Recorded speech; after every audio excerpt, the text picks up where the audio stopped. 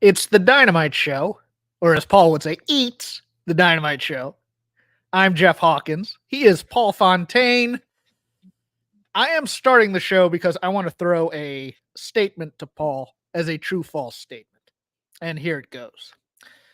Those of you who are a member of these types of Patreons are also probably subscribed to certain sources, certain Patreons, certain message boards, perhaps, or perhaps you just like to go into Discords and Slacks that are involved in professional wrestling. And Paul, I'm under the impression that the demand for people who are WWE fans that want the failure of AEW far outweighs the supply. True or false? Hmm. Let me explain, and I will give you time. I have a hard one with that because I think that the people that want it really, really bad. So, like, the supply, like, the number might not be as high as you think it needs to be. I don't think the number of WWE fans who want AEW to fail is that big, because on the whole, I don't think WWE fans care about AEW. But boy, do I see a lot of AEW fans who are very worried and concerned that there are people out there who want the failure of AEW. Yeah. And that to me, and that's what I'm saying. And I'm saying, everybody needs to relax a little bit. I know that the TV rights deals are being negotiated right now. I know that there is a possibility that David Zaslav calls up his buddy CM Punk and says, hey, one Bill Phil, can I bring the WWE to the WBD? I get this, but everybody just needs to effing relax a little bit and to take a chill pill and to sit back and say, wrestling will be fine. AEW will land somewhere on a major broadcast cable station if it's not on either of the WBD stations, or perhaps will be the cornerstone of some streaming service. I think it will remain what your definition of major is. It depends what your definition definition of major is. Given its ratings, I think it can get a good deal with a top 10, top 15 cable network. And I'm watching people just lose their ever-loving shit. Pardon my French. You know I don't like to swear, but I'm on a Patreon. I can do that. But they're like, oh man, all these people, they want to fail. And then they come to people like us when we critique AEW and they yell at us, why do you want this company to fail? And nothing could be I may not be the biggest AEW fanboy in the world because I'm kind of ambivalent. I'm kind of ambivalent on all things wrestling anyways. I view this as a television critic more than anything. I don't have an emotional thing, but if I were to pick a company I wanted to succeed, it would be AEW, naturally. But I just, it's one of those things where it was like, I see feedback from Dave and Brian. I see feedback to Wade. I see feedback to, the backbenchers. Sean Rossap. Sean Rossap gets it all the time. Oh, why is Fightful such a pro WWE network? Blah, blah, blah, blah, blah, blah, blah. And you're just like, guys, everybody just settle down a little bit here. Okay. We know you all love and want an alternative. I get this. I think everything's going to be okay, Paul. That's all I'm saying. I agree. And here's the thing. Everyone jumped to conclusion. And the problem is, okay, Dave Meltzer is on holidays. So Dave Meltzer sends out a tweet and says, things have changed a lot. And, basically that's all he said. And everyone assumes he means, WBD is interested in hair on WWE. Fire everywhere. Yes. Oh my God. Yeah. WBD is going to cancel AEW. Yes. I saw that, and all I saw was, well, the price for Raw has gone up because CM Punk is hot and he's on Raw, and so that's all that means. Like, I mean, so maybe WBD is interested, maybe USA is interested now, maybe Fox decides, hey, you know what, we left SmackDown, but we could get Raw. Like there's any number of things that could mean. I think USA Network would really like to have Raw, because I think NBC Peacock, it is the cornerstone of their streaming service, the WWE. They're going to be the number one network. If they have Raw and SmackDown, they're going to overpay for this no matter what. Yeah. And Zasloff isn't going to overpay. He might lose the NBA to NBC at this point. Well, and that's the other thing. Zaslav has people to answer to, and they aren't interested in spending a lot of money right now. Yes, so they are tightening their purse strings. Yeah. Now, what it could mean is the money isn't going to be as good as, it's not going to be $1.2 billion over 5 years. I think that ship is that ship has got COVID and has been like secure. Yeah, that ship's gone. But I mean, and you look at what NXT got, $35 million for better ratings than Collision's doing and worse ratings than Dynamite's doing. So I think they're probably looking at, if WBD is going to sign them, probably not even 100 million. But, that should be enough, like Brandon Thurston released an economic report of what he thinks AEW's profit and losses are. And he thinks they're losing about 30 million a year right now. And that's with their 155 million revenue year. Yeah. Here's the tell on that, by the way. Whenever a company uses EBITDA, EBITDA, as their thing, they're trying to put lipstick on a pig. They're trying to tell you they're doing better than they are. It's all, it's like arguing rate versus numbers in some respects. Like, it's not that hard when you look at all the guys they re-signed and think about, well, how much would WWE pay these guys and how much did they have to pay them to keep them? That's number one. Adding Collision adds money, sure, but it also adds expenses. Yes. And who's to say like all they're paying for is the production? The company's operating at a loss, but it's an acceptable loss. Yes, because they think they're going to get a bigger TV deal. Yes. And the other thing is, I'm sure they're in heavy negotiations right now for those pay-per-view rights. And either WWE is going to pony up for them, or maybe somebody else is going to have to. And they're probably really struggling over what are these rights worth. And Tony is probably trying to sell them on the idea, hey, we get 200,000 buys for our pay-per-views. And WABD is looking at it, no, you're getting 100. Maybe, if you go to 12. So they're going to find a number in between, and then they're going to base it on that. And I don't think WB is going to overpay like Peacock, like NBC did for Peacock for WWE Network, like ESPN did for UFC. People don't overpay for the number 2.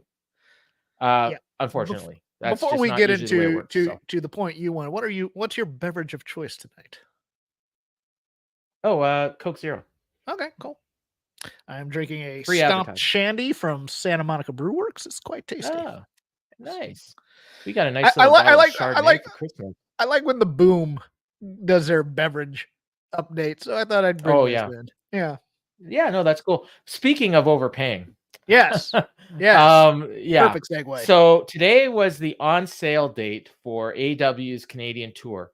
They're selling tickets for like March to, I think the last date might be June. Like they're selling tickets way ahead of time. And so tickets for the Winnipeg show on April, I think it's 15th or something around there, went on sale today. And I was, I got my pre-sale code. I'm all ready. I'm refreshing my screen at 10 o'clock. I get in there. I log in right at 10 o'clock. I'm 212 in the queue. I'm like, wow, these tickets are going to be flying off the shelves. I gotta get my tickets. Finally, I get in like pretty quick, like, a couple minutes. And then I look and I have where I want to be. I want to see if I can get on the front row. Well, there's no front row available. So the best seats I can get on the floor are 9th row. And I look at those seats and they're $426. And I paid for 6th row last time, $120. That was in April. So it's 4 times as much for 3 rows back. Then I look in the lower bowl of on the hard cam side. That's where I sat for Raw in August. So what was 4 months ago? And Raw's hot. Raw is the number 1 show on cable. I paid $240 for those seats, which that's pretty penny. But I was like, okay, I'm gonna be on camera. It's gonna be great. We ended up getting Becky and Trish brawling like right in front of us. It was pretty cool. And those seats, they're over $1,000. Now, if you don't believe me, I tweeted out the screenshots from my phone. Yeah. So I'm like, and I hear about all these like these advances that Dave's talking about, and like, oh, this show's only got 1,700 tickets sold. Collision on Saturday, I think, has 2,000, under 2,000. If they're pricing these tickets like that, I can see why. And then, and everybody knows, well, you just wait till the week of the show and you get buy one, get one tickets. You can get a $20 ticket the day of the show, and then they move you down to the floor because they're trying to fill it up. There's no way I'm buying tickets for those prices. Paul, and I've literally bought tickets every single time. I had SeatGeek credit for my AEW Full Gear tickets in Vegas. I'm going to the Cincinnati Bengals game on Saturday with the aforementioned Sean Ross Sapp. I got 50-yard seats, and I got change for the amount that I paid for Full Gear versus that, and that's going to be far more bang for my buck, I think, than that. It's one of these weird things where I think people in the business of wrestling have now talked up wrestling and the fan base to the point where the companies are listening to them and now trying to bleed their fans dry. You know how Dave always, business always did worse when they cut prices, blah, blah, blah. So what you need to do is make it seem like a prestige event and pay as much as possible. What's not prestigious is AEW. 2,000 people in a 15,000 seat building. Yeah, in a college, or even in 2,000 in a college sports arena. I don't think I'd buy a ticket until day of show these days if I were. Yeah, no, I don't think I'm going to. Yeah, I'll check and see. Like, if the seats I want are available at a decent price, I'll get them. Like, I don't mind paying. Like, I would have paid $400 for front row. I would have paid my $240 for those. Yeah, I would have paid $240 for those seats on, in the lower. We're talking literally right on the hard camera on the lower roll. You're basically front and center on camera the whole show. So they're great seats. I would have paid, $250 for those, no problem. But I'm not paying $1,000. It's ridiculous. I think my prime seat in an arena, my prime seat in an arena is like front row of the first elevated section, so I can see everything. Yes, that's what I'm talking about. Yes. Yeah, that's what I'm talking about. Yeah. Okay. Those are what I had for Raw. Okay.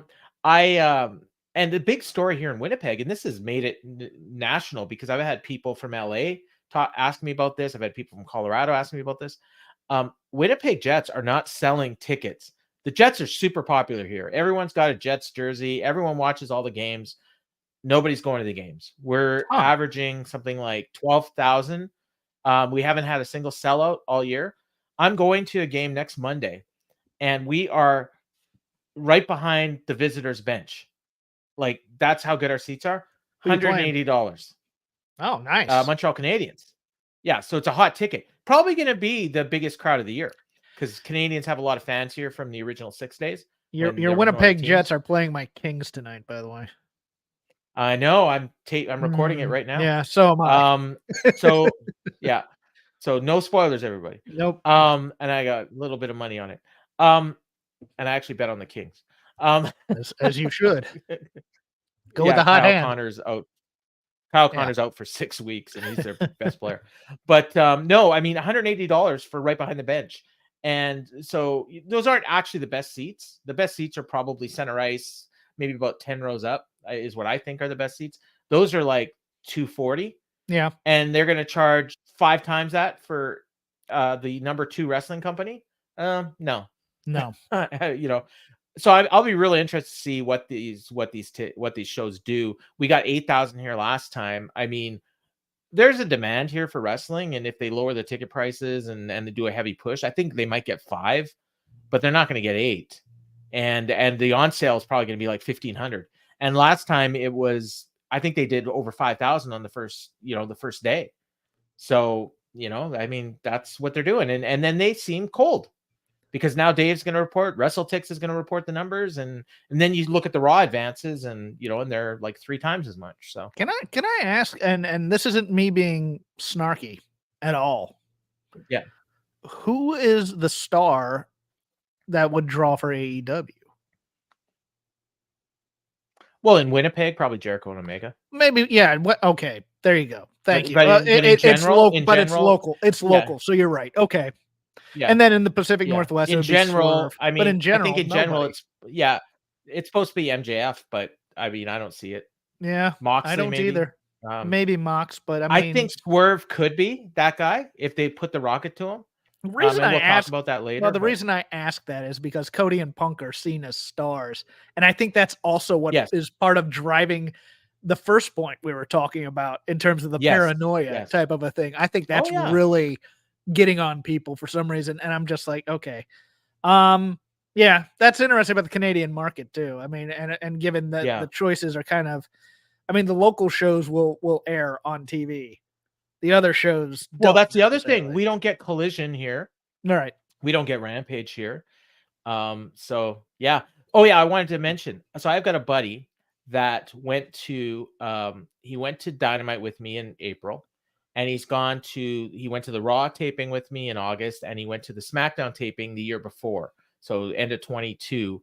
And and he was contacting me ahead of time, and he's like, "Are you getting tickets? Like, this is for those shows." And then I ended up getting the tickets. He paid me back. He brought his son. We had a great time. And so this time I texted him this morning, and I was like, "Oh, these tickets are way too expensive." I said, "I don't, I might wait until the week of the show and get the tickets, and I'll get you one if you want."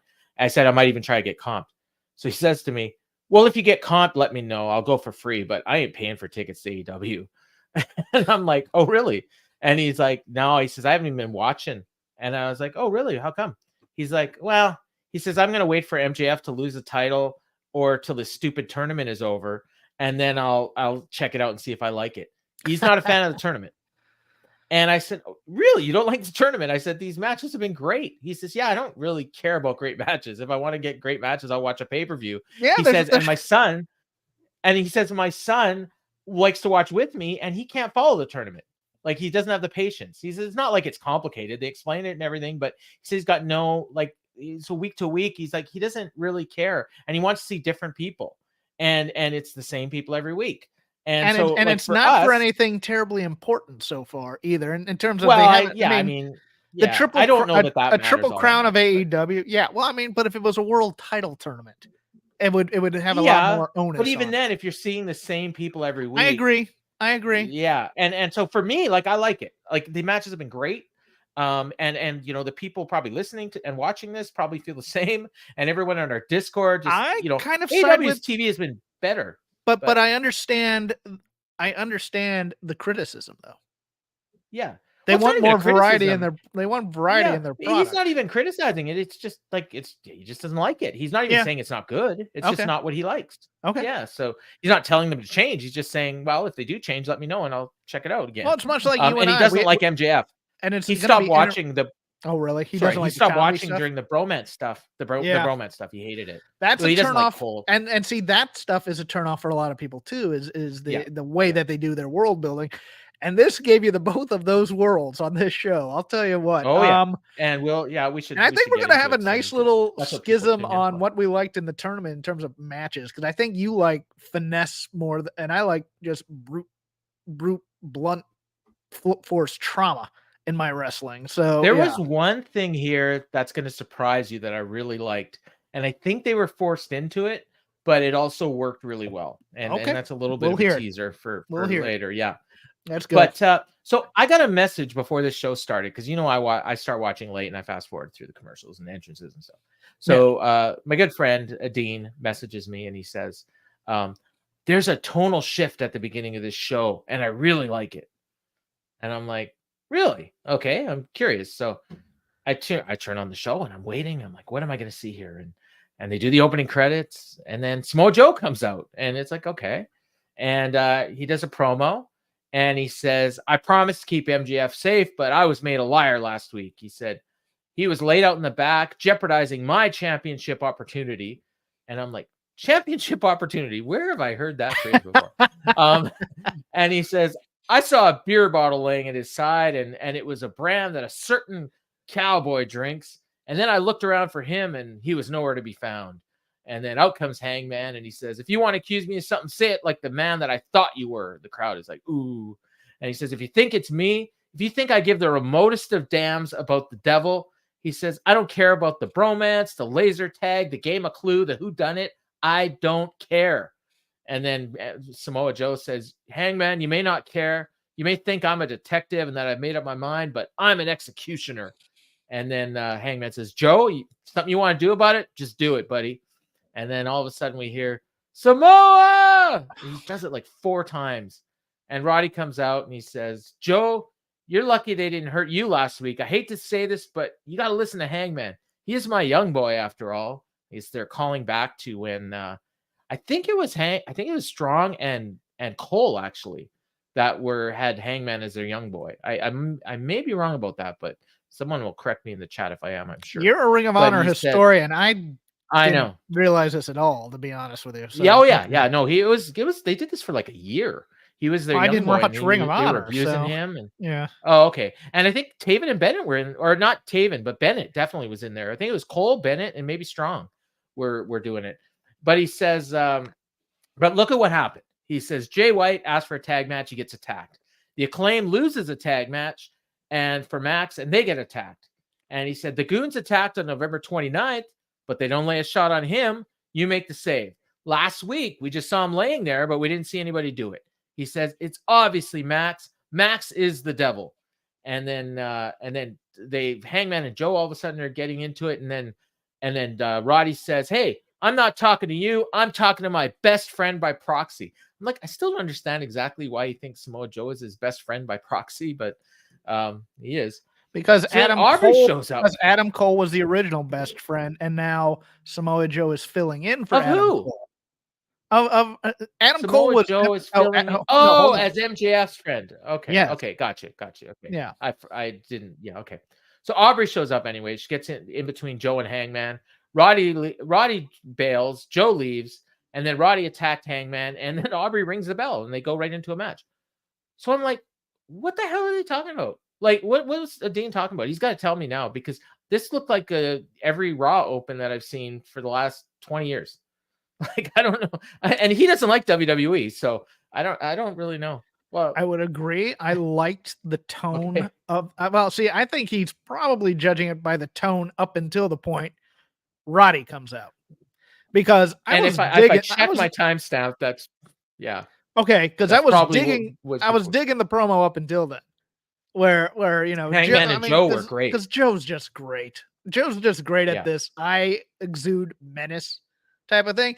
And Hangman's not bad when he's locked into his promo, where he doesn't have to think about it for a while. And then I thought he was very good here too. When I heard Samoa being yelled, my brain just went, nope. Nope. Turns off. Don't pay attention. I know that they're probably laying out some sort of red herring here, but I just didn't care when Roddy got out there. I'm starting to about think the promo. I like the match. I'm starting to think Roddy and Joe are actually in it together. I'm fine with that. Like, that's let's get to it then. I think I would actually be I would be okay with it if he went Joe. Yes, the Samoa thing. Yes, it's a bad joke and it's terrible, and it was bad last week too. Yeah, but and then he's beating it into the ground. Yeah, and doing the Scooby-Doo thing at the end where it's like, well, we have all the suspects here. Let's whatever. But Joe and Hangman were great up until that point. Yeah, I want to see those two, and I don't think we ever have. So.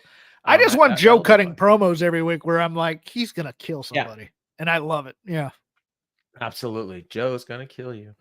So then we got, as I wrote down here, I don't know why I wrote it this way, but it's funny. Hangman Page versus Roderick Strong. I don't know why I put that, but I got a Y at the end of Roderick for some reason. I just watched Roderick Strong against Tyler Black today. He won the ROH title in at I don't know, it's some Super Card of Honor or something. You mean Seth Rollins? Yeah.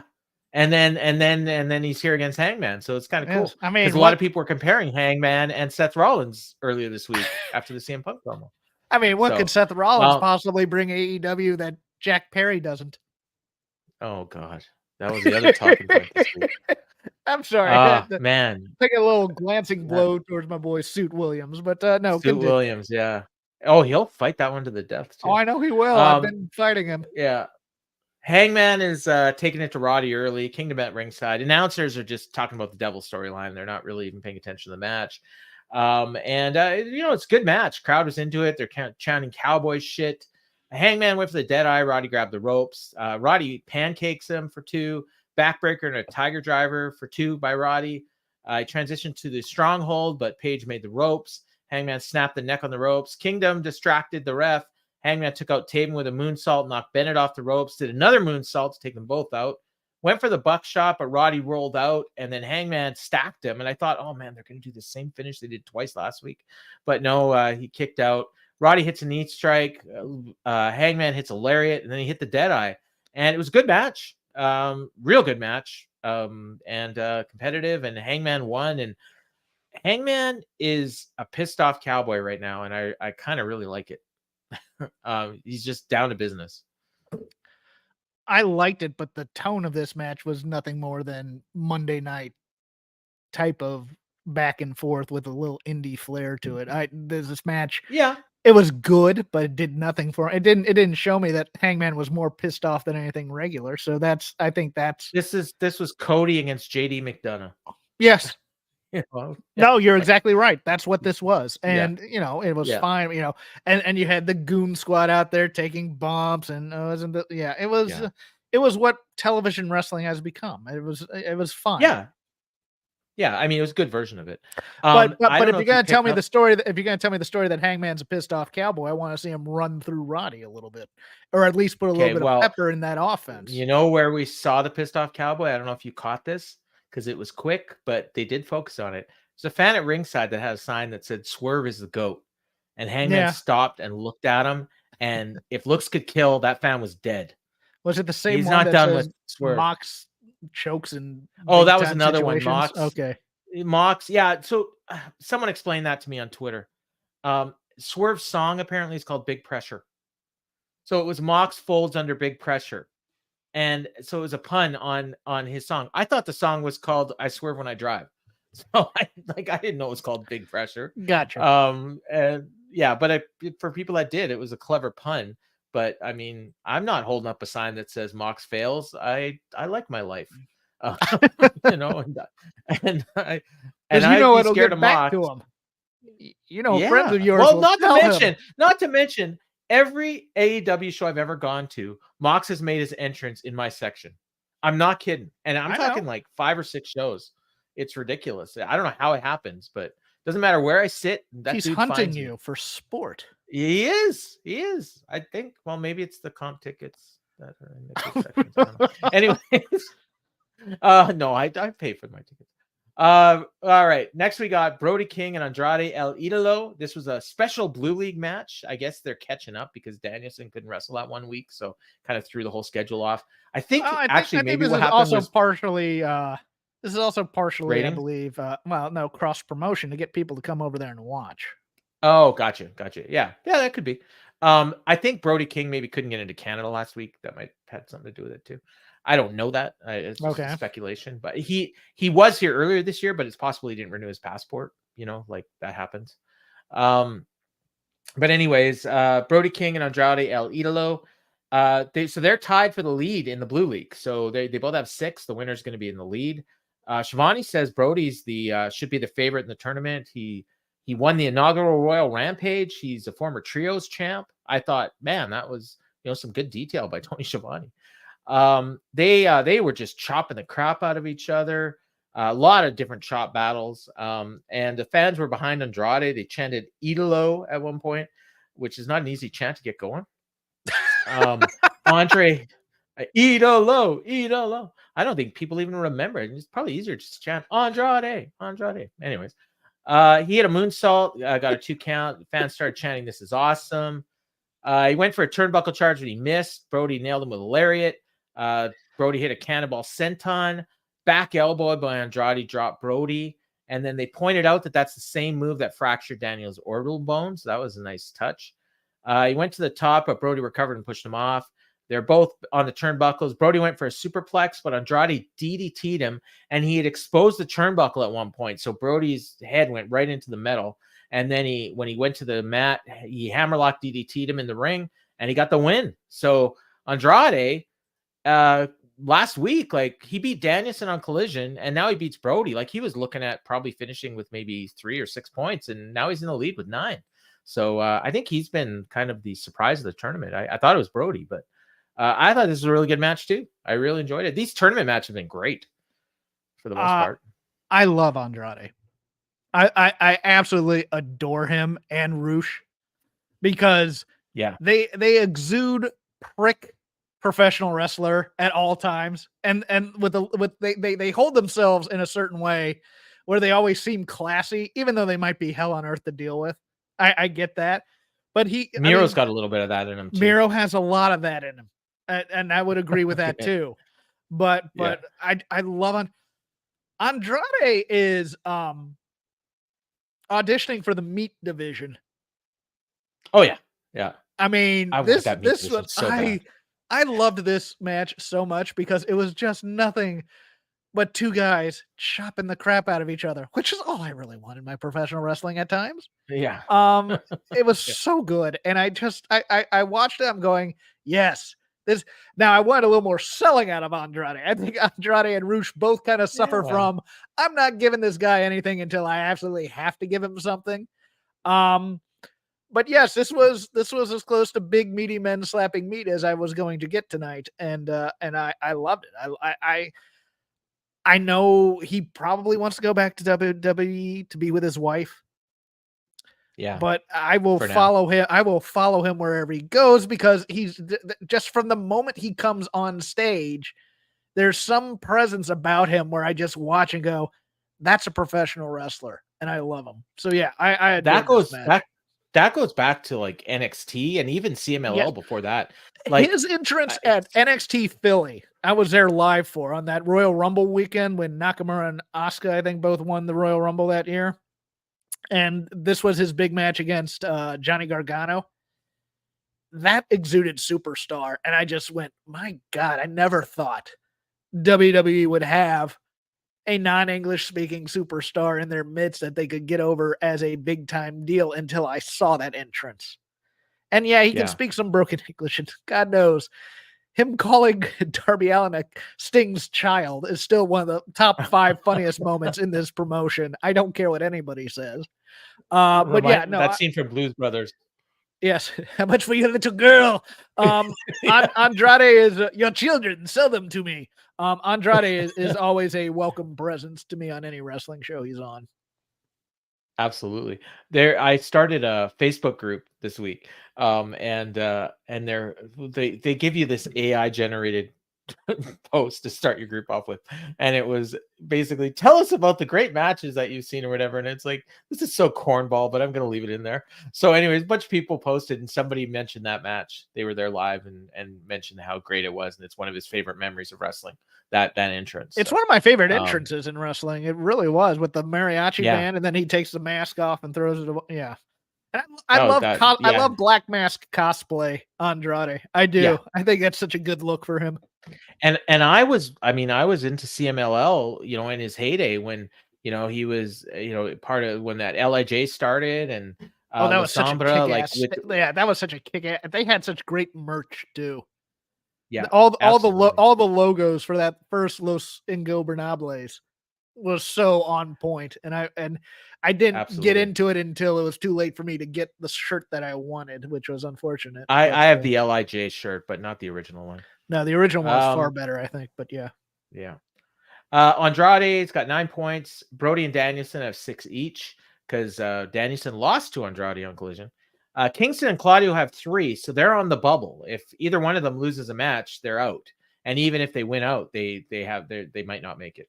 And Daniel Garcia's got 0 points. Yes. Remarkable Renee Paquette. Okay, I know you want to talk about this one. I got alerted to this segment before it started, as did you. One of our listeners, Matt, tagged us and said, "So I got to hear what you guys got to say about this Von Erich segment." So, remarkable Renee Paquette's with the Von Erichs. Kevin, I don't even know if they said their names. I think one of them's Marshall. I don't know what the other one guy's is name Marshall. I think they said the Um, 2 names. Yes. Oh, did they? Okay. Well, Kevin says he loves AEW and he's got a lot of friends here. That kind of surprises me. I don't know, like Sting, maybe. I don't know. Danhausen shows up out of the blue for some reason, and then Orange Cassidy and Trent Beretta are there. And Orange asked the Von Erichs to tag with him on Friday.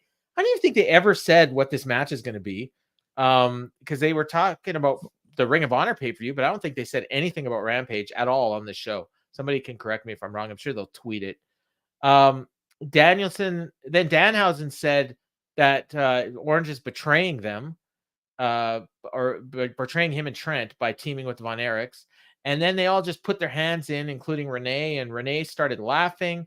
I noted here that Danhausen was wearing Hager's hat, and I don't know what the hell this was, but I'm sure that the fans that bought tickets to see the Von Erichs probably weren't too happy about this. But they are going to get to see them wrestle. So they what people hated this here? People hated this more than I did. Well, I'll tell you what you missed. Okay. Ross and Marshall are the because names. AEW didn't get to the point, and I don't know if they were allowed to. This should have been the movie. Yes, they should have been a hard plug for the movie, and they never plugged the movie. Now, either A24 or whoever is in charge of this production did not pay for any promotional consideration, because promotional consideration is always paid for by the following. Or they forgot, or whatever. But no, Renee Paquette, the Iron Claw, coming out in theaters December, blah, blah, blah. Oh, and here's who the story is about. My favorite answer. Yeah. David Von Erich, or whichever. Yeah. Kevin Von Erich. Sorry. That's the main character, right? That's the guy that's he's the main character in the effing movie. And they're not plugging the movie. And the whole point of the Von Erichs getting a slot on Rampage is to help plug the movie as well. I'm sure there will be some, but yes, I get that commercials were running during the show, blah, blah, blah, blah, blah. But this is the live read that all radio people have to do for a yes, executive producer MJF didn't get that promotion in his agreement with Tony Khan. Yes. This is what everybody was missing. It's like, yes, are you having fun? Yes, subject to the movie Iron Claw. Are you having a good time here at AEW? Look, I can forgive him being a bad promo because he was never a good promo. So don't get me wrong. People were laying into an old man for being bad on a promo. I have no issue with it. And I have no issue with the other. Now, look, I'm not the biggest Danhausen guy in the world. It was a cutesy ha-ha segment. Not my thing, but this segment missed the point. Renee took away focus, too, by the laughing. And yes, she corpsed in the middle of the whole thing, and I get that. But, this was obviously taped on the fly, and they shouldn't have done it. I wonder if they were even there. No, I guess they probably were. This was done. This was done live, because otherwise you would have done you would have done a pre-tape earlier in the day, and gotten rid of the corpsing and had David or Kevin. I'm getting my Von Erichs mixed up. I just know the one-footed one by heart. No, you would have done the. You would have done a cleaner transition to the Von Erich. You would have this was Ed Wood style guerrilla filmmaking. Well, that's good enough. Let's move on type of a thing, because everybody screwed up. Danhausen screwed up in a way, both with the hat and his lines, and he's talking over people and stuff. Orange Cassidy had terrible delivery on his end in terms of asking the guys for a match. This was take one. They needed to take 2 or 3 on this, and they needed to plug the movie hard, because that's the whole point of them being here, other than it's in Dallas. And why even do the stuff with Trent and Danhausen? Like, the whole thing is about A, plugging the movie, B, plugging the match on Rampage. And what do Trent and Danhausen have to do with this match? Other than are they going to turn on are they going to turn on Ross and Marshall? Because maybe they're the opponents. Like, I don't know. Maybe it's I bet you it's going to end up being a 10-man match. I do too. They're all going to be teaming anyways. We got to hide Ross and Marshall for somehow, even though they're decent wrestlers. Yeah, I don't really. I think I've seen them once. I've seen them in MLW. They're pretty decent, and I think they've actually been on AEW. I've watched MLW, but they've been on AEW before, didn't they? Weren't they on a pay-per-view or Ring of Honor? Or Ring of Honor pay-per-view? Oh, maybe not wrestling, but they got a tag. Oh, maybe match. You know what? They might have been on a pre-show. I think they were on a pre-show. I think you're right. Yeah, I think you're right. Yeah. All right. So next, we're gonna hear from the Golden Jets. Oh, here we go. Yeah. So I fast forward through the thing, and they come back, and they're in the ring. Well, just the entrances. Oh. And then so they come back, and Omega's there, and he's laughing, and he says, "Before that, I didn't even know the words to Judas." And then I pointed out he's wearing like a sweater and shorts, and his hair is like unbelievable. Like fans are chanting Golden Jets, but they're like kind of not really getting it. And Jericho says it's been a while since they've been here because of Big Bill and Ricky Starks. And he says, I got a dislocated elbow, and they focused on it. He's got this huge brace on it. And he said, I spent 3 weeks thinking about what I'm going to say. And then he calls him out. And then Starks comes out, and he's like, did you miss me? And he said, I find this situation funny. He said, I got no problems with you, Kenny. And he thinks, thanks for this great place that we all have to work. But you, Chris, you just suck the life out of every single thing. It makes me question your thought process, Kenny. Can you trust Chris Jericho? He says, look at the Inner Circle, look at the JAS, look what he's done to these people. Bill says, look at everything they've done to you. And then Ricky says, if Chris attacked you on the drop of a dime, no one would ever be surprised. And Kenny says, so you're basing this on my trust of Chris Jericho? Do I trust Chris Jericho? Chris, you know I don't trust you. He says, let's take something from your past, the Firm. Anyone remember the Firm? So he's burying Big Bill now. He's like, can't say that I do. He said that firm angle you had with MJF was more like the Flaccid. Said something more up your alleyway, like, oh, I don't know, soft. And the crowd starts chanting soft. And he says, when it comes to beatdowns, I'm kind of receiving them all the time. I'm in like one every 2 weeks. But he says on December 30th, the Winnipeg Jets, the Golden Jets, are going to take those titles off your waist and place them firmly around ours. This thing is falling off the rails, like something fierce. They're burying everyone, and it gets worse. Ricky says, that's all great. We understand you're the number one contenders, so you're on. But let me remind you of something, Chris. Back in January, I beat you in Dynamite. And then Bill corrects him and says, you beat him twice. You also beat him on pay-per-view. And then Ricky's like, yeah, that's right. I've already done half the work. We're the best tag team there is because we're the AEW tag champs without a name. And then Jericho says, you brag that you don't have a name. You need a name. And he says, how about the absolute assholes? And they bleeped out asshole. And he says, no, I can do better. How about the Rick and the Dick? And they bleeped that out. And Omega says, this is your first day on the job? And then Chris goes, okay, I got it. He says, we'll use his first name and his last name. We're going to call you Big Billy Starks. This goes over less than the Punk line on SmackDown. And then they start trying to get the fans chanting Big Billy Starks. So they're making fun of the person that's challenging for the ROH title on Friday. And then Ricky says, I can excuse the name, but I can't excuse that outfit, Kenny. Looks like you went to a local Hot Topic and said, give me the best you got.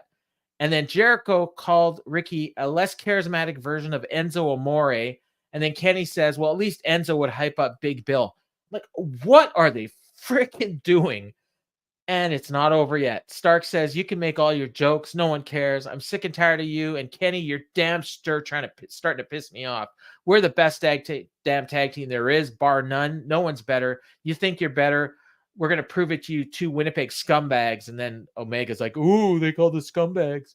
And much like those, and then he says, much like those tag titles on the 30th, which you'll be bidding adieu to, I'm going to bid you adieu, blah, blah, blah, farewell. He does his catchphrase. This was horrible. Freaking horrible. Other than Ricky's close. I thought Ricky's close was good, but then Kenny ruined it with his finish. So yes. I agree with you on all points. Now okay. let me get to the good, but it's a double-edged sword. It's Probably the best promo Kenny's cut in AEW. It's just that Kenny sucks at promos.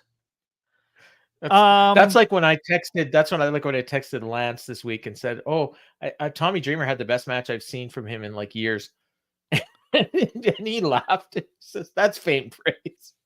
Yes, I'm damning with faint praise. Kenny Omega's promo ability. Now for me to crush this segment, like no other person possibly can, I don't think, because this is everything wrong with both what modern wrestling wants in a promo segment and also everything that's wrong with Chris Jericho being the creative force behind these segments, because Chris Jericho was fishing for chants and fishing for t-shirt slogans here, and he didn't get them. This was his callback to him and Rock talking to Booker T and who was the other one? Was it Big Show with Stephanie in the ring at the time? That whole thing. And look, it came off more like Impact with Sonny Siaki. I hate, especially when we're very early into this feud, and we still are, even though there's only a couple weeks left to build it. Putting two opponents together and going passive aggressive. This was a problem with MJF and Hangman last week. Be aggressive. I'm going to kick your ass. We are the best tag team in the world. It's all you really need from both teams, to be honest with you. Instead of cutting wars and making references to past lives and crap like that. You want to know why? Because you need to build up your opponents as big deals. Both of them, so that we can watch you both fight and we can both be into it. This is classic Horsemen versus Road Warriors mentality that they needed here, where Tully and Arn are telling you, the Road Warriors look great, in the gym with their big muscles and whatnot. But once we get them in there and 30 minutes later, their tongues are going to be hanging out and they're going to be going like this, whatever. And the Road Warriors come out and go, we're just going to kill those two. And you believe it and you want to see the match. Here we're getting, because worst of all, what this did was it cuts into the very thing that makes Starks and Big Bill interesting. And Trevor Dame brought this up better than I could. They naturally exude coolness. Those two look like a tag team. Those two are kind of like, there are certain teams where you just put two individuals together and they look like a tag team and they look awesome. One of the examples is an old one that comes to mind, but Dick Slater and Mad Dog Buzz Sawyer in Mid-South or NWA. Those guys had little in common to me, but you put them together, they look like a tag team. They play off of each other very well. Bill and Starks play off. Starks looked like $1 million. He was dressing the part. He was, slick. Big Bill does the blue collar solid deal. It works for him because he's a big dude who kicks ass. All he needs are blue jeans and cowboy boots, and he's out there looking like $1 million at all times. Enzo sold more merch than any guy in that ring. Well, maybe not Jericho. Maybe not Jericho, but still, it's like, why are we bringing him up?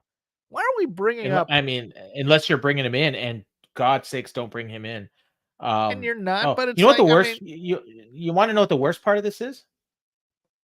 Jericho and Omega are going to win the tag titles. No, they're not. Yes, they are. I don't think they are. I don't want them to. But what was I talking about earlier in the show?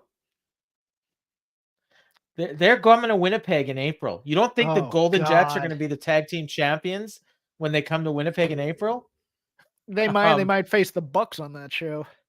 Yeah, they had that good match last year. The 6-man, with the I think it was the 3-way. It was the Hung Bucks, the JAS, and House of Black. Here's the thing: Jericho and Omega are acting like the tag team champions are nothing. And that hurts them too. And you're just like, stop this passive aggressive crap. But Kenny Omega all comes off like he's killing time until he can get back to doing singles matches. Yes. and that's why we're such great wrestlers and everybody praises us all the time and all whatever. And let Starks lay into that too. I mean, the cloud vampire thing is clever, but it's still breaking fourth wall stuff. And I don't want just stop the passive aggressive snide remarks that gets Twitter going, like you're a Twitter troll. And just you're in this world where you're professional wrestlers and you're going to have a fight. And you need to build the fight. This doesn't build the fight. All this does is it cuts down each other and doesn't make me want to see each other kick each other's asses. It makes me want to see them play the dozens. And I don't want to do that necessarily. You know, I just want two teams that hate each other naturally and they build each other. And these new heel champs, they still, for some reason, I'm still thinking Starks and Bill need credibility, even though they've won a ladder match and they ran through FTR like hot butter, because their characters aren't established as actual badasses in terms of threats as world tag champs. They're in there being comedy foils for whoever they're facing at that time, so that people can make fun of Ricky Starks being a Rock clone and make fun of the fact that Big Bill used to be in WWE. Like, who gives a damn about the firm and saying that that was his fault that stable fell apart when it was just creative, had nothing for them, and they decided to split them up type of a thing. I mean, it was, and they even tied it to MJF, which is, I mean, why? Why are you reminding people of this? It's straight out of the Stanford playbook that nobody wants to see. And the funny thing is they're not even doing it anymore. And the Billy Starks thing was just, I mean, oh my God. That's an idea that's in the room and you can hear it and everybody goes, oh man, that's a clever line. It's a clever line. Yeah, it's clever. You know what clever is? The enemy of good. Well, and not only that, I mean, she is in the main event of their pay-per-view that they're trying to sell. That too. Yeah. So, yeah. And the nonsense wasn't quite over yet, but it gets better. Trust me. So we got Timeless Toni Storm doing an entrance. I don't remember her being advertised, but she was there to do commentary, quote unquote. Mariah was there at ringside holding her belt. She asked, should I do color or play-by-play? And I think this was a joke about it being in black and white. I'm not positive because every time they cut to her, but it didn't hit. No. And then she called Taz the Tasmaniac. So I guess slowly she's moving up in time. Like she's into the 80s now, I think, maybe the early 90s. So we got Ruby Soho against Riho. And God, this was frustrating. This match, I think, was probably pretty good, except they couldn't go more than 30 seconds without flipping over to the ringside so that Toni Storm could pose. And they just kept doing it. And I think they're just trying to show off the fact that they have a black and white filter. They went through the break. When they came back, the crowd was hot. So I think the match was probably pretty good. And the crowd doesn't have to see the freaking commentary. At one point, she says, I'm ready for my close-up, Mr. Khan. And they break away from like a key point in the match to focus on her for like 15 seconds while she just went like this. You know, well, they were doing the can you give the people what they want, the whole framing thing with the camera zooming in, and they got there late. Riho won with a crucifix bomb, but I mean they didn't care about the match, so I don't know why I'm supposed to. No, and that was a problem too. They're doing character work with Toni Storm when we don't need the character work right now. You need to build up Riho. And yes, because I didn't think the match was that good because they had to work the Riho match, and it was obvious that there was some communication, like that first spot where Ruby was covering Riho and Riho wants to do the Matrix kick out that she does every time. And I guess someone wasn't in position or something to that effect so that she could bridge up type of thing. So we kind of had to redo the spot on the fly. And that threw me out of it.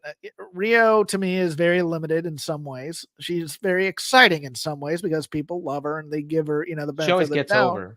She always gets over, but to me, if you've seen the Riho match, you've seen the Riho match. And what this was instead, it was drawing focus from Riho to get Toni Storm more over when she doesn't need to be more over.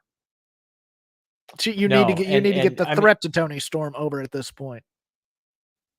Yeah, and the other thing is Mariah was there, and she's a new character, and all she did was hold a belt, so it's like, and that's the other part that makes you start thinking. It's like, okay, we're not building up Riho seriously enough in terms of focusing all of our attention on her. And we still have Mariah May in here. So Mariah May is actually just a plot point to get to Mariah May eventually. Yeah, which is what I've been telling people. Like they're like, "Oh, I think so this is the feud, and this is the match. The feud is Mariah."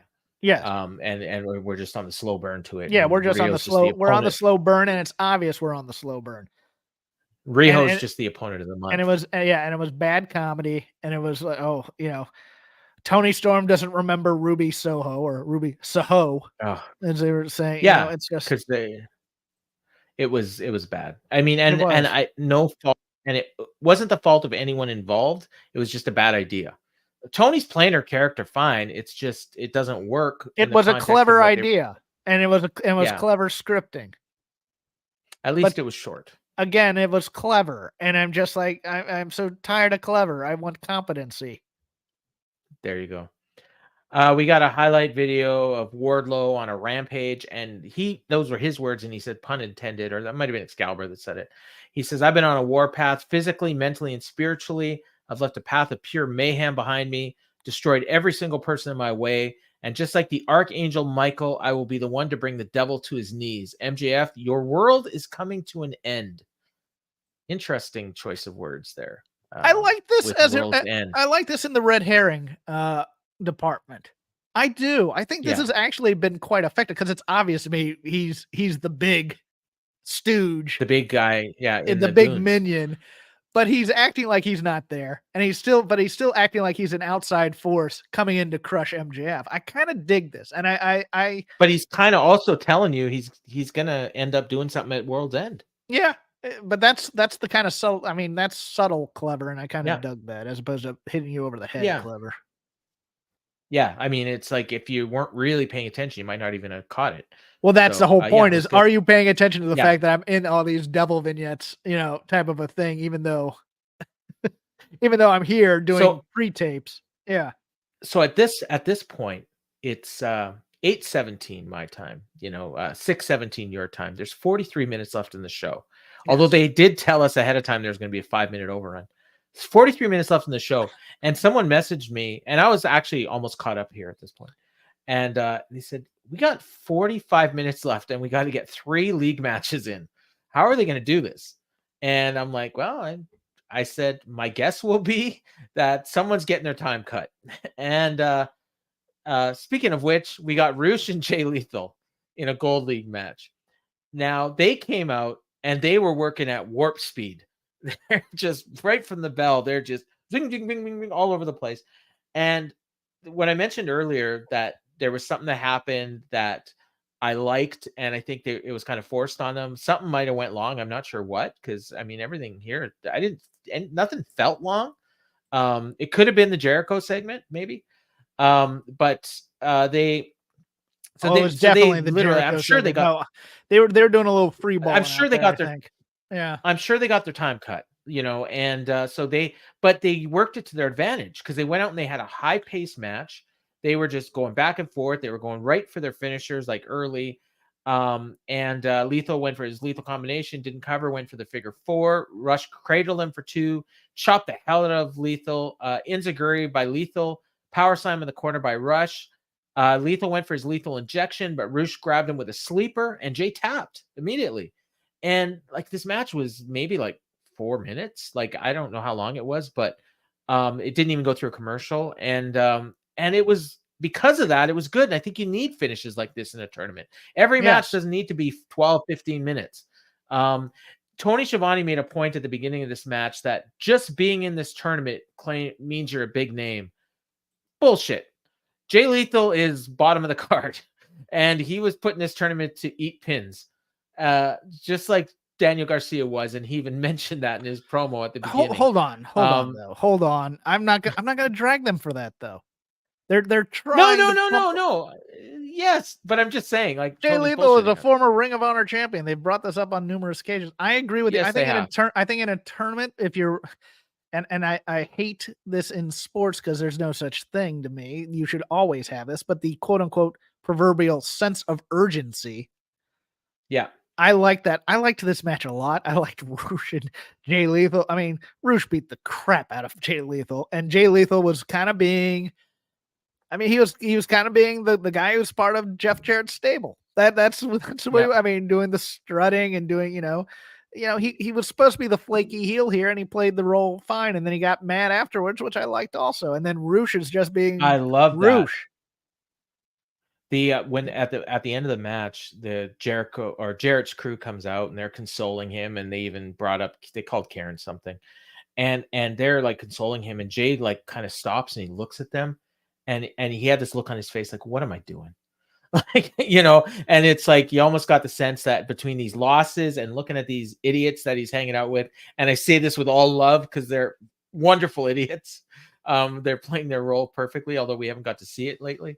I think we might get something out of this tournament, out of Jay Lethal. Like they're going to play the fact that he lost all these matches into, maybe giving him a push after it. So I kind of like that. And then Roosh they showed him celebrating with the fans, which I like too. Like just, he was happy that he won, and he's still in this. They didn't do the standings, but I think he has, he's got 6 now. Him and White have 6, Mox and Swerve each have 9. And Briscoe and Lethal each have 0 with 1 match left. And I think it's against each other. So, this was real good. If they're going to do that, though, I would have liked a small, short vignette with Jay Lethal going, if I can't win this, I'm going to make sure somebody else can't, type of a thing. If they're going to kind of rebrand or give him a bit of an edge, that would have been a good time to start with this one. They can't do that now because it's 0-0. Yeah, no, you're exactly right. But the time to have done this would have been before this Roosh match. Now it's just going to be like, okay, I'm not finishing this tournament with 0 points. Yes. And maybe they're both going to get 1. Maybe they're going to do a 20-minute draw. That's what I'm thinking. They announced during this match that I wrote it down here. Collision. So Saturday we're going to get Idolo against Claudio, Eddie Kingston against Daniel Garcia, and in the battle for I think it might be the tournament lead. No, because Brody lost. Danielson and Brody. I think the loser might be out. Or pretty close to being out. So that's a big match, Danielson and Brody. And Eddie and Claudio also, if either one of them loses, they're done too. So we're getting into the crunch here. They did point out at some point, I don't know if it was in this match or the next one. I think it was the next one. They actually brought up a tiebreaker for the first time. They hadn't talked about a tiebreaker at all. And I think I mentioned it last week. I know it was a heavy topic in the Discord because I'm like, they can't just bring up a tiebreaker at the last minute. Well, yeah, they did. The tiebreaker is head to head. So, although they didn't really explain what happens if somebody draws and then there's tied, but I guess maybe there's another rule that Tony hasn't told us about yet. We got a video package for Swerve and Moxley, which is the main event tonight. Mox said this was supposed to be hard. Swerve brought up the fact that he survived the pay-per-view match. He says, I've been interviewed for TMZ. I'm on a hell of a streak. Mox says, are you going to be the guy that takes me out? They show the highlights of them both doing crazy stuff. And Swerve got to close the promo with whose house? Swerve's house. And nice little promo. A lot of great highlights. And yeah, you just got the sense these guys are going to kill each other. You like it? Yeah. I didn't have. Yeah, I mean, okay. It's not one of those things. It didn't get me off my couch. I thought it was perfectly fine and acceptable. So yeah, no, I liked it. It was solid. It was solid. I won't say cromulent. I think it was solid. For all the people that say they don't need video packages, like these are the kind of video packages they actually do need. Video packages are a good thing. Yeah, they are because it's like you can't. It gives you a break. Yes, you just can't watch good wrestling over and over. I'm sorry. I know people hate when I say that, but yeah, you mentally need a break. You know, if you do want to just watch wrestling, then watch it on delay and fast forward it if you don't like the package. Yeah. But I actually watched this one and I fast forward entrances, but I don't fast forward these packages because I generally enjoy them. So we got Jay White and Mark Briscoe, and they started out the same as Jay Lethal and Roosh. They're kind of real fast right at the beginning, but Jay Lethal doesn't really like that style, so he kept trying to slow it down. And they went to the outside, and he was trying to tie up Briscoe with cables, but he ended up getting tied up himself. But then they even said like that was smart because it ended up like he got time to relax, and Briscoe had been just killing him before that. But Briscoe just kept at it. He's chopping the hell out of him. They pointed out that Briscoe Stop for a second. Quick question, because I'm trying to remember this. I'm not sure if I'm solid on it. Does Jay White use the cables all the time, or is that Roosh? Who has been doing that of late? I think it's Roosh. I think that's funny. I think that's something Jay White stole from Roosh's playbook.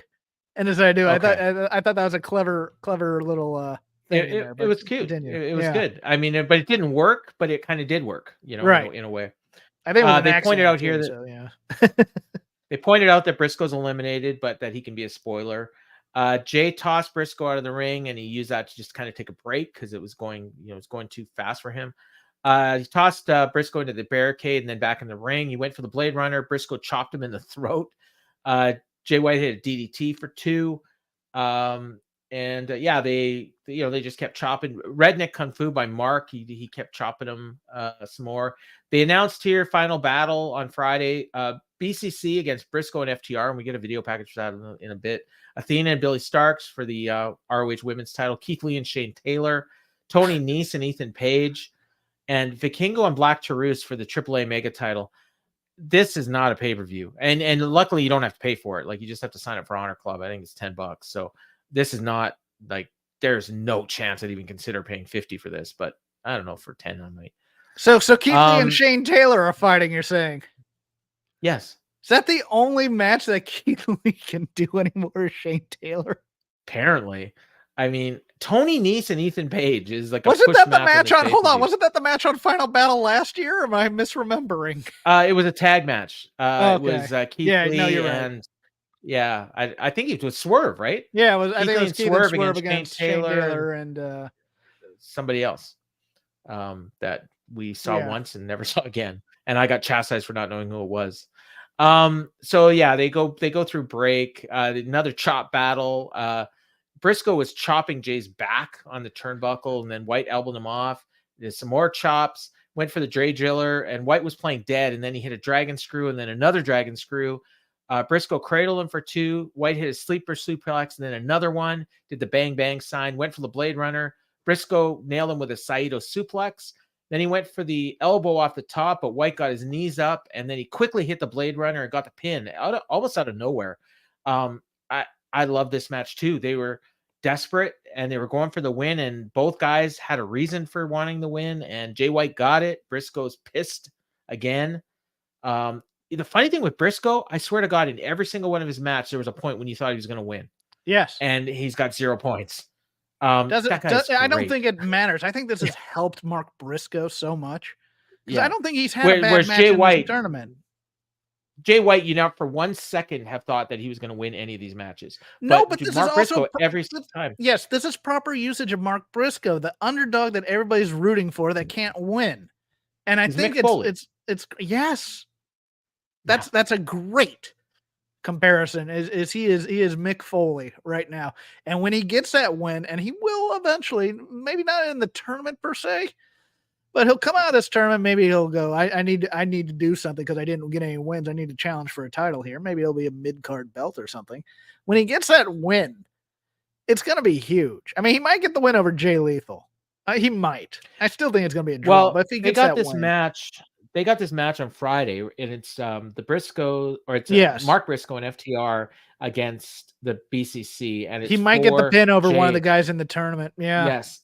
And then they'll do a promo afterwards where Dax is going to tell him, "Okay, you've been losing in this tournament." Yes. He says, "Okay, it's time for you to turn things around. You're going to beat Jay Lethal on Wednesday, and then you're going to win the ROH World title in 2024." And then that's going to set them up for that. I think that's cool. Now on the flip side, I thought Jay White was great in this match, but you're gonna have to do some heavy lifting to make me give a flying fuck about Jay White in 2024. And I hate to be that tough. Brutal about it, but he exudes mid-card heel. He's right in there too. He's right in there too because he may sneak in. He may sneak into this tournament. I mean, into the finals or in the semifinals of this tournament, and I could see that happen. But at the same time, you'll watch it and go, "Yeah, he snuck in," as opposed to he deserves to be in type of a thing. You see what I'm saying? Like if he low blows his way into this tournament, he's the Miz pretty much with a better skill set. And it's not that I don't like Jay White. I do like Jay White, but right now this Bullet Club Gold is not the Jay White that I was told that I was going to get. I was told I was going to get former New Japan champion Jay White, who was, a great gaijin, blah, blah, blah, blah, blah. And no offense. I mean, look, I like the antics of the Gun Club, and I like Juice Robinson, but this is a mid-card geek stable. All of them. And he's the head of the geek stable. Well, no. I think Paul was saying he would go for the ROH title, not the Triple Crown. Yeah. I mean, after losing the Triple Crown. Separating them. Yeah. Unless they're not separating them. Oh, wait, that's right. The ROH title is part of those. I was thinking the TV title for some reason. Okay. Yeah. They actually made the world title part of this part of this Triple Crown. That's a mistake. I know. That's why they've got a the pure title is here with it, or not the pure title. Is it the pure? No, it's not the pure title. It's the New Japan Strong. No, title. it's the New Japan Strong title and the ROH World title. So they didn't give us the lineup for next week, but I can do it by default because everyone's got one match left. So I think we got Mark and Jay Lethal because they haven't wrestled yet. It's winter is coming next week, right? Or was that this week? Or it's a 2 No, that was this week, right? Okay, never mind. No. Next week is just December 20th. Roosh against Swerve. I think that's going to be awesome, right? Yes. Roosh and Swerve. Yeah. There's a chance got to win that. Well, maybe. Roosh is still in the mix here. So, well, if Roosh wins, that screws everything up because then I think we're going to have a 3-way tie for second. Because we've also got Mox and Jay White. So if Jay White wins over Mox, I think he gets second place. Okay. But if Swerve beats Roosh, then he gets second place, and then we got Mox and Swerve again in 2 weeks in the finals. 3-way. And I think Swerve wins the rematch. Could we get a 3-way for that second place spot? We could. Mox? I mean, I don't know. They didn't. Swerve, Roosh, and Jay White all just being bastards to each other and beating the. I'm kind of here for that. Kind of here for that. Yeah. Yeah. So there's I think 4 of the 6 guys are still alive. So okay. But I think it's gonna play out. It's probably just gonna be Mox and Swerve. Will be the top 2, and they're gonna rematch in 2 weeks. It's gonna be Yeah.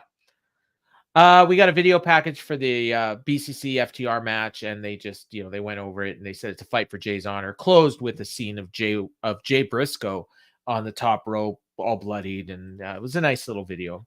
It was a nice video, but it's the wrong guy doing the narration. Was it Excalibur?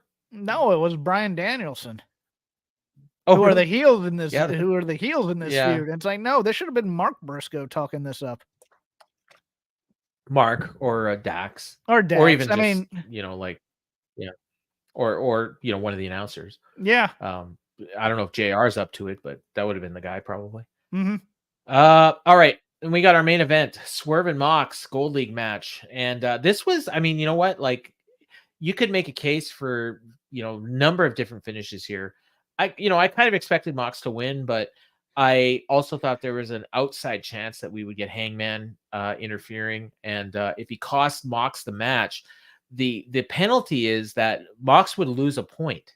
Yeah. So he would go from 9 to 8. And then Swerve would win. So he'd be at 12. And that would mean Mox can't win the tournament. So now Mox is pissed off at Hangman, and obviously Swerve is pissed off at Hangman. Mox couldn't get first place in his league. It's still top 2 in the league. He could still get second. Second. Yeah. But he could also get beat for second by Jay White. Right. Jay White could win next week and get to 12, and then Mox is out. So Mox would lose without losing, possibly. So anyways, they didn't do that. And rightfully so. Tony promised at the beginning of this thing there's gonna be no interference, and he kind of needed to hold up to that. But the other thing is, you don't introduce a plot point, like a system where a guy's going to lose a point for a DQ if you're not planning on doing DQ. You know what I mean? Does that make sense? Might come in the last week and screw somebody up. It might. I hope it doesn't. But anyways, the match was great. Fans were kind of split, but I would say they're slightly more for Swerve. There was some Who's House, Swerve's House chants. There's one spot where Swerve actually did the stomps to the head and the elbows to the head, and Mox kind of was really pissed off at that. He hit the house call. He went to the top. Mox shoved him off, and he hit the apron on the landing. And Mox was like, count him. And Swerve got in at 9. Then Mox stomped him right away and went for the pin, and Swerve kicked out. That was a great near fall. Mox hit the forearms to the head. He went for the bulldog, but Swerve blocked it with his arm. Mox went for the Kujigatami or whatever the hell it's called. And Taz said Swerve needs to tap, but he made the ropes. Mox went to the outside and grabbed a chair. And Swerve dived on him from the ring. Then he kicked him, and Mox landed on a chair, and he hit him with a Swerve stomp, rolled him back in, went to the top, hit another Swerve stomp, and the crowd bought this as a finish. They expected this was, and I kind of thought it was too, but he kicked out. Swerve went for a JML driver, but Mox reversed it and rolled him up for 3. And they didn't show this on camera, but the announcers pointed out he held the tights, he held the belt, and Swerve was pissed, because he knew that he held the belt, and Swerve got fucked. Pardon my French. And Mox goes to the camera, and he's like, puts up 4 fingers. I got 4 wins. He said, I told you I'm going to do whatever it takes. And I thought this was a perfect finish. And Swerve's going to screw him in the final, probably. Would be my guess. It's interesting, isn't it? Because they're booking Swerve as a babyface in this tournament. They kind of are, aren't they? And I think Hangman, they're kind of slowly turning him heel. So I mean, we've now had Jay White try and screw Swerve. We've had Mox actually screw Swerve. I think Roosh did a few underhanded things in his match. It's intriguing. I did not have Mox holding the tights, quote unquote, the belt, whatever you want to call it. It's the same visual to win the tournament type of a thing, because I would think he'd be against that kind of thing in character. So it was one of those things where I kind of went, okay, why are we doing this right now? It was so odd, because watching Swerve just sit there for 2 minutes and get angry about it when he'd have done they had a 5-minute overrun. And 2 minutes of their overrun was Swerve just watching Swerve making faces, and it made no sense whatsoever to me. Yeah. This is what we need the overrun for: is Swerve making angry faces because he got screwed, because a heel got screwed by a heel who was smarter. It's like, all right, that doesn't make sense. Now, does this play into how Wheeler Yuta won the Pure title? How did Wheeler? Remember, he kicked Sabata in the balls. Yes, and pinned him. And yes, and that's not a very. And the shades of gray of the Blackpool Combat Club are a problem, especially when you have Bryan Danielson as. I don't think they're shades of gray at all. I think they're total heels. I don't. Fans cheer them anyways. I don't. Okay. I think Danielson is cutting babyface promos for badass babyface, especially against Kingston and stuff. You have doubts, blah blah blah. I don't. I'm the best. I'm this. Well, if Danielson hasn't cheated yet. Danielson hasn't cheated yet. That's true. In a match. That's true. And he was a heroic babyface in that loss on Saturday. Yeah. Yes. Claudio's a heel. When it suits him, it's just weird. They keep going back and forth. Wheeler is a heel. Well, yeah, okay. His promo against Garcia was a heel promo, but and he was a heel in the match too. Yeah, he's not. See, Bryan Danielson's big issue is he never sells being a heel very well. He's always kind of smiling when he does it. The other thing is people love him and they kind of like it when he's a heel. Everybody. It's that ironic agreement type of thing where it's like, yes, you are the badass, and we will cheer your heel moves because we want to see you get pushed. It's a big problem with this Blackpool Combat Club to me. Because, Mox gets cheered a lot as well. And then he just decides, okay, I'm in this feud. I'm going to be the heel right now and make people hate me and throw up, the double deuce and stuff. Yeah. But this thing, it was just weird watching Swerve is in there having a 2-minute temper tantrum about getting screwed out of a match when he's a heel. These things, heels are supposed to be foiled. So it didn't resonate with me as much. But I think, he's going to get his comeback. He'll probably screw Mox to win, and then he'll probably try to screw Danielson or Kingston in the finals, and then they'll backfire on him. And I think either Danielson or Kingston is winning this thing. I think whoever makes it out of that other group is the one that's going to win. And I think it's probably Kingston. The story they're telling feels like Kingston, but and then he just ends up keeping his belt, which is weird, but he gets his All Japan Triple Crown. So that was the show. It was pretty good, aside from those that one really bad promo and a couple short segments. So that wasn't it, actually. I actually was gonna make the point of why did they even bother having an overrun, and then we actually got an angle. They went to the back, and the Devil's minions are attacking Hangman, and they're all beating on him. There's 4 of them, and then they did it.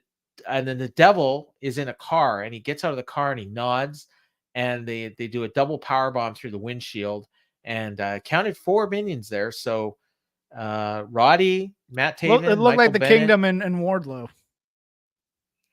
Yeah, and then I guess that would make Adam Cole or MJF the guy as the Devil. I would assume would or make Perry.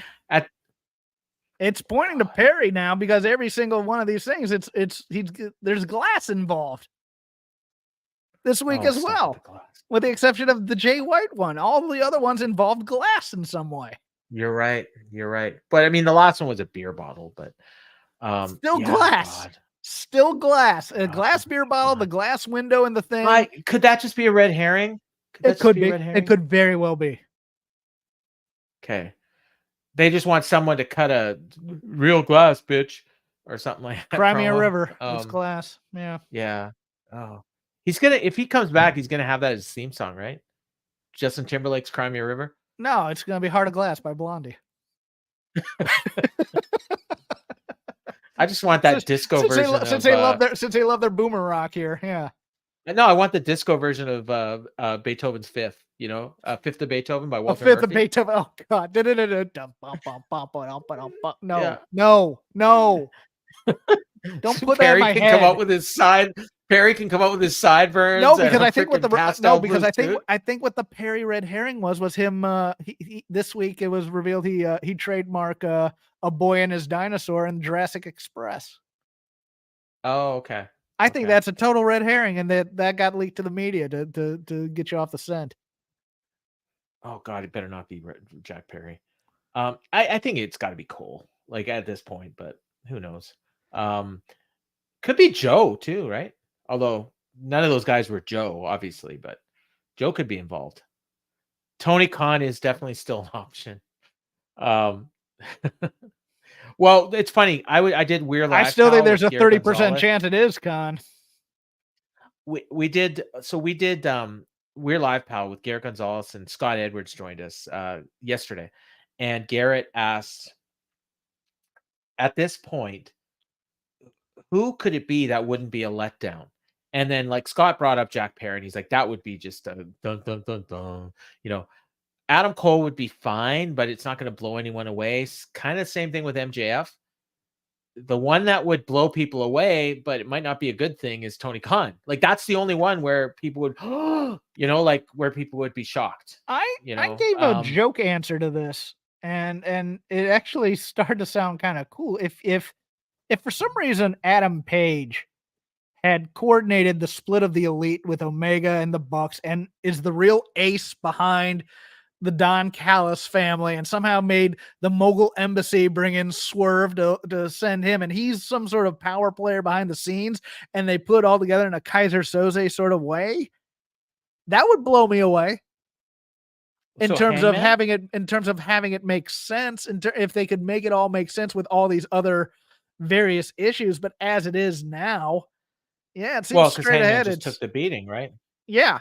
So it can't be Hangman. What if Hangman was willing to take that beating? What if it's one of those dumb WWE deals where it's like, I was willing to get beat up just to make you think this type of a thing? There are clever ways to do it, but I just think they're going straight ahead here, man. They're going with chalk. There's a wow, and these body types fit. Follow me here. Okay. What if the 4 guys were Powerhouse Hobbs, Takeshita, Kyle Fletcher, and Sammy Guevara, and the devil is Don Callis. But the body types don't fit. Those guys are all skinny sure minis. No, those aren't big dudes. Other than the Wardlow guy. Konosuke Takeshita is a big dude. Yes. You don't. Yeah. Kyle Fletcher's a big dude. Don Callis is a big dude. Oh, I see what you're saying. The guys in the suits are skinny. Okay. Yes. Okay. So that doesn't fit. Okay. It could be the Bucks. The Bucks. It'd make me hell if it were the Elite and Wardlow under there. That'd make me laugh, but I don't think it is. Yeah. But yeah, I mean, if it's like at this point, let me put you this way: the Elite and Jack Perry at this point, and Wardlow. At this point, if they haven't thought of something that is so clever that it's going to blow your mind, it's not going to be so clever it blows your mind. Just go with Adam Cole or MJF. Just go with Cole and Britt pulling the strings or something, Yeah, that could be. And maybe it's Kyle O'Reilly and Bobby Fish with him or something like that. You can do that too. No, I don't think Bobby Fish is coming back. Well, I think it would be to me, the one thing that would be funny as hell is if Roddy and the Kingdom had no part in this and they've been patsies this entire time and watching them react to that. That would kill me. That would make be very interesting to see Roddy, because Roddy's like, I'm the worst person in the world here, and I'm not a part of this type of a thing. Yeah. I think it's coming to an end in 2 weeks, so we don't have much more time to speculate on this one. So, all right, Jeff, that's just about going to do it. It's been a fun week. Next week is Christmas week, but we'll be here counting on your company, so don't you dare miss it. In fact, no, I'm quoting a friend here. Give us your plugs. I do Shake Them Ropes every week on Voices of Wrestling, but this week I don't know when I'm going to be doing it because, again, as I've said, I'm flying out to see old friend Sean Ross Sapp, and we're going to a Cincinnati Bengals football game, so we'll probably release sometime Sunday or so. It's kind of silly season. It's kind of, I mean, there's some newsworthy stuff here and there, but really it's kind of, everybody kind of does their year-end stuff, and we don't pay enough attention to things to have kept a record of all the things we liked and disliked in the year. So I think Chris is just going to give me something retro to watch, and we'll go over it. Don't know what it is yet, but it should drop early next week as opposed to late this week when I'll have time to record in lovely Scottsdale, Arizona, which I will be also next week. So, yeah, look for that. Follow me on at Crap Game 13 for arcane references and thirst tweets about Asuka. As I mentioned, I did the We're Live Pal with Garrett Gonzalez yesterday, so you can check that out on the F4W. I believe it's on their free feed, so you can check it out on their YouTube channel. A lot of people watch that show, actually, so you'd be one of the many. We had a fun time. We had a nice chat about all that's good in wrestling, so that was fun. And I didn't do In the Clinch this week. Ryan Frederick had a family situation that he had to deal with. So thoughts and prayers go to Ryan. It's his story to tell, not mine. So I'll let him if he chooses to. But hopefully we'll be back next week. And then we're taking a couple weeks off for the holidays. So and then we'll be back in the new year, fresh and ready to go. So other than that, I don't have much else going on. I did a show, and I posted this on Twitter and on my Facebook as well with Daniel Luque and David Lovell, where we've been doing a tournament all year of the best album of all time, 2023 edition. And the finals came down to Led Zeppelin 4 against Purple Rain. So you can listen to that podcast and see how the voting went and listen to great tracks from those albums. And it's a lot of fun. You can check it out I tweeted the link. It's Dan's Nerd Culture podcast. So for Jeff, I've been Paul, and this has been the Dynamite Show. Later. Eggnog time.